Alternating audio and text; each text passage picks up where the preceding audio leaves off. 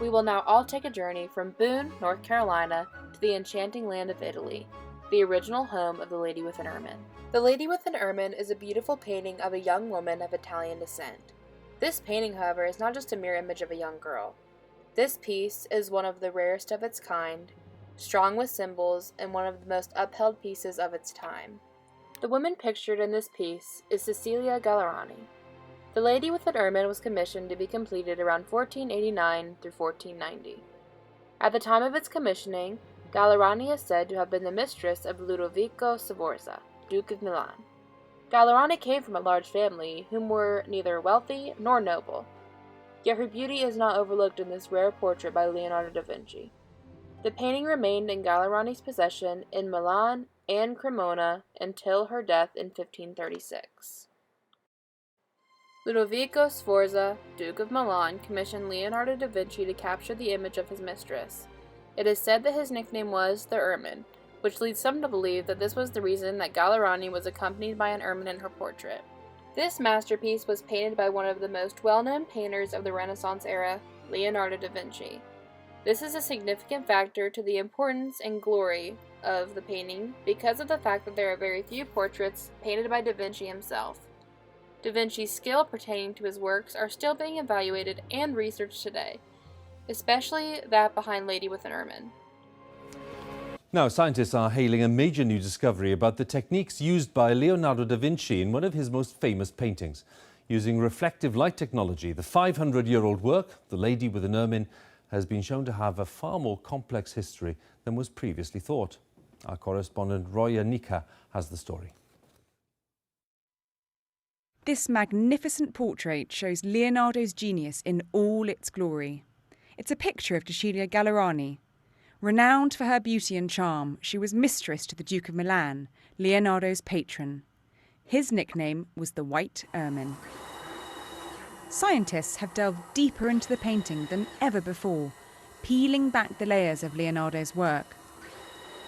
It's been analysed by a multi-lensed camera under intense light, producing extraordinary revelations about this enigmatic painting. The new findings suggest that Leonardo painted her in not one, but 3 stages.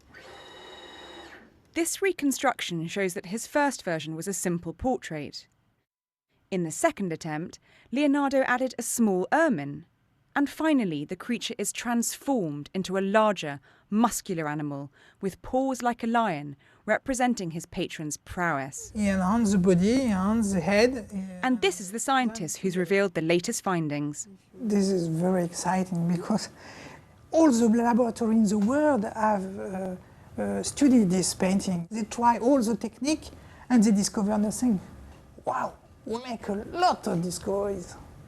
So why did Leonardo make such major changes? Did he decide to add the ermine to symbolise her lover? Or did she ask Leonardo to paint the animal in, leaving people in no doubt about her love affair with the Duke? Leonardo experts say they are fascinated by this new research, which changes their understanding of the artist.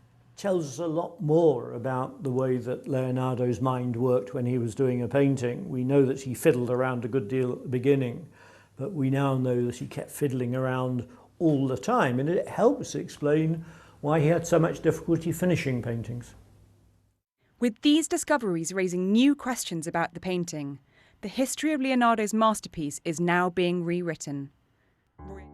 As seen in the previous news story, the ermine presented in the painting does not go overlooked as a simple feature. There is much speculated symbolism that is continuing to be studied today. But what is an ermine exactly? By definition, it is better known as a stoat, which is really just a short-tailed weasel. The little creature is quite symbolic and significant when looking deeper into the painting. Lady with an Ermine was acquired in Italy around 1798 by Prince Adam Jerzy Zatorski, whom was the son of Princess Isabella. It is hard to tell what the painting went through during the time between Gallerani's death and Zatorski's ownership. The painting remained in the possession of the family until around 1830 to 1831, when they were forced into exile due to the uprising in Poland. Princess Isabella, whom the painting was gifted to by her son Adam, was a keen art collector and the foundress of the Zatorski Museum. It is said that her treatment of the piece was poor and heartaching. Because she disliked Da Vinci's original blue background, she had the background covered up with jet black paint.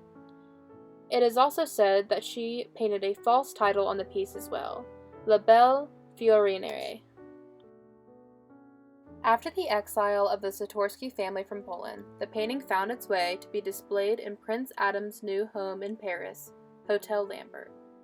After his death in 1861, the painting was returned to its home in Krakow, Poland. During World War II, in 1939, the Germans were occupying Poland. The portrait was seized by the Nazis during this time and was sent to the Kaiser Frederick Museum in Berlin. In 1940, Hans Frank, the Nazi Governor-General of Poland, requested that the painting be returned to Krakow. This wasn't for the justice of its return, however, but to decorate his personal offices. At the end of World War II, the piece was discovered by monuments men in Frank's country home in Bavaria, but with a temporary yet unique feature. Upon its discovery by the monuments men, it is said that there was a clear footprint of an SS officer's boot. This symbol is known for showing the hardships behind Gallerani's conflict with Ludovico Sforza's wife because of their affair, and also the chaos and dismay of the uprising in Poland. The painting, still surviving after all of the hardships it encompassed, is a sign of hope for the people who consider this painting to be a part of their culture and also ones who study the piece internationally as well. This painting is a strong display of how a multitude of countries can be united by the sharing of a cultural background. Many believe the piece should be returned to its original home of Italy, but many often agree that it was rightfully obtained by Poland. As a compromise, the image has traveled to many different locations worldwide in order for the piece's wonders to be shared, studied, and enjoyed by all who wish to do so. As of today, the Lady with an Ermine's permanent home is in the Satorsky Museum in Poland. However, due to renovations, the painting is being displayed at the Wawa Castle in Poland. You are able to find the image on the first floor near the left back corner of the castle. All in all, the painting of the Lady with an Ermine is so significant and appreciated even today.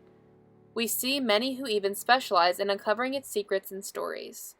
The admiration of one of the few Da Vinci portraits and early uses of oil paint is overly appreciated because of its rarity and uniqueness. Generations to come will still be able to discover more and more about the image and become familiar with the information it holds. We are blessed internationally to be able to say that this piece was saved from Nazi control and have the opportunity to witness such a rare Da Vinci painting today.